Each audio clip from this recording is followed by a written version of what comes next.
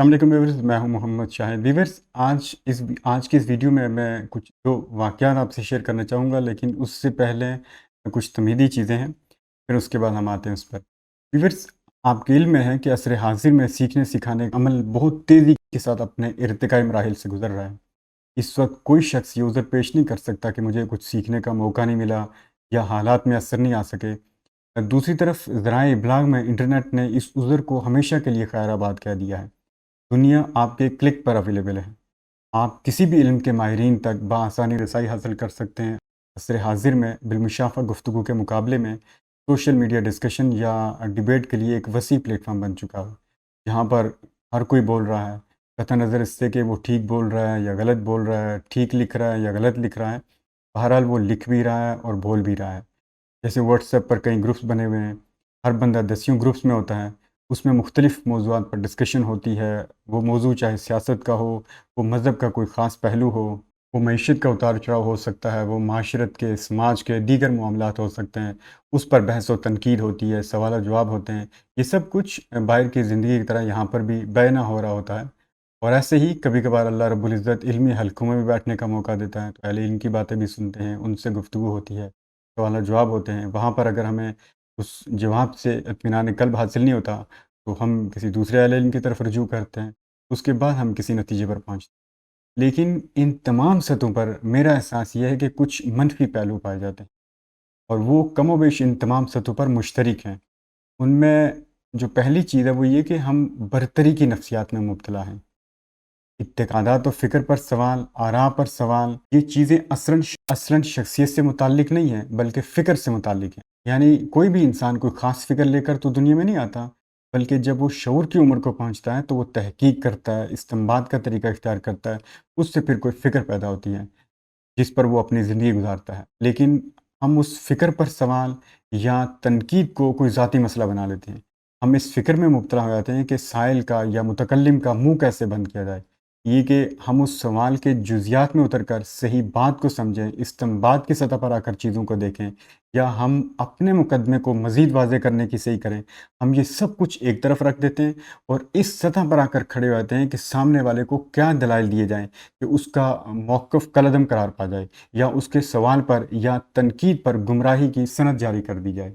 ہم لوگوں کے سوالات پر بھی اپنی فکر اور عقائد کی برتری قائم کرنے کے درپے ہو جاتے ہیں۔ ہمیں چاہیے کہ ہم اگر کسی کی فکر پر کوئی تنقید کریں، ایسے مہذب انداز سے کریں اور ایسا حکیمانہ انداز اختیار کریں کہ جس سے آپ سے عام مخاطب کے ذہن میں سوال پیدا ہو جائے کہ وہ خود اس سوال کے جواب کی تلاش میں نکل کھڑا ہو۔ ہم کرتے یہ کہ کسی کے سوال کے جواب میں یا جب کسی کی فکر پر تنقید کرتے ہیں تو تضحیک، تنقیص، تحقیر اور الزامات سے مملوف کر کے اپنی بات کا آغاز کرتے ہیں۔ ہم دوسروں کے موقف کو بھی جانتے بوجھتے ایسا مشتبہ بنا کر پیش کرتے ہیں کہ جس سے وہ ہماری گفتگو کے دوران ہی غلط ثابت ہو جاتا ہے۔ یہ حال ہی کی بات ہے، ایک عالم دین ہے، میں نے ان سے ایک سوال پوچھا واٹس ایپ گروپ پر۔ وہ سوال اصل میں فکری نوعیت کا تھا، اس کا جواب بڑی وضاحت طلب تھا، لیکن اس کے جواب میں ان کے پاس فتوے کی زبان تھی، جس کا انہوں نے اپنے جذبات کی تسکین کے لیے بھرپور مظاہرہ کیا۔ یہی وہ رویہ ہے جو علم کی ترسیل میں بڑی رکاوٹ بنا ہوا ہے۔ یہ مزاج آپ کو ہر جگہ ملے گا۔ دین نے ہمیں اس کا پابند تو نہیں کیا کہ ہم لوگوں کو پکڑ کر زبردستی کسی رستے پر لگائیں، بلکہ اللہ نے اپنے رسول صلی اللہ علیہ وسلم کو بھی یہ فرمایا کہ آپ کا کام دعوت پہنچا دینا ہے، اور فرمایا کہ اپنے رب کی طرف حکمت اور عمدہ نصیحت کے ساتھ بلائیے اور ان سے بحث ایسے انداز سے کیجیے جو نہایت حسین ہو۔ لیکن معلوم نہیں کہ ہم کیوں جانتے بوجھتے ان حدود سے متجاوز ہو جاتے ہیں۔ میرے ایک بہت اچھے تعلق والے بھائی ہیں، ہم کسی موضوع پر یوں ہی بات کر رہے تھے جو ہمارے شعبے سے متعلق تھی۔ اسی دوران ضمناً استاد محترم کا ذکر آیا، تو انہوں نے استاد محترم جناب جاوید احمد غامدی صاحب کی فکری پہلو کے ایک خاص حصے پر تنقید کی، اور وہ خود اس کے مقابلے میں جس استدلال کو زیادہ ٹھیک سمجھتے تھے اس کے دلائل دیے انہوں نے۔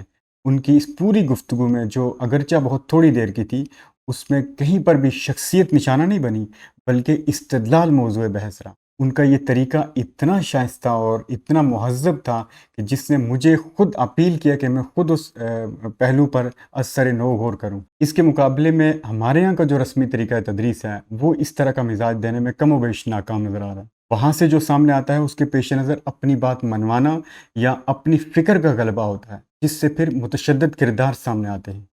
میرا احساس یہ ہے کہ ہمیں چاہیے کہ ہم سننے کے لیے پڑھنے کے لیے یا براہ راست کسی معلم کی سرپرستی میں آنے کے لیے ایسی شخصیات کا انتخاب کریں جو اصلاً دینی اخلاقیات کو اپنا اوڑھنا بچھونا بنا چکے ہوں۔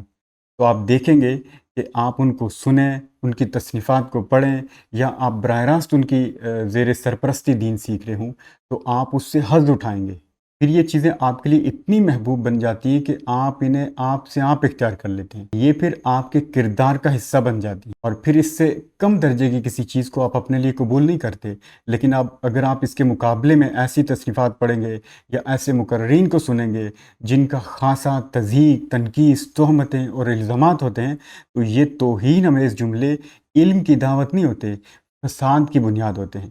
اس سے پھر انتہا پسندی جنم لیتی ہے، جو پھر آپ کی شخصیت کا اور کردار کا حصہ بن جاتی ہے۔ اس وقت ضرورت اس بات کی ہے کہ ہم اللہ کے دین کو بھی اسی کے بنائے ہوئے اصولوں پر سمجھیں، سیکھیں اور اس پر عمل کریں۔ اقول قولی ھذا واستغفر اللہ لی ولکم ولسائر المسلمین۔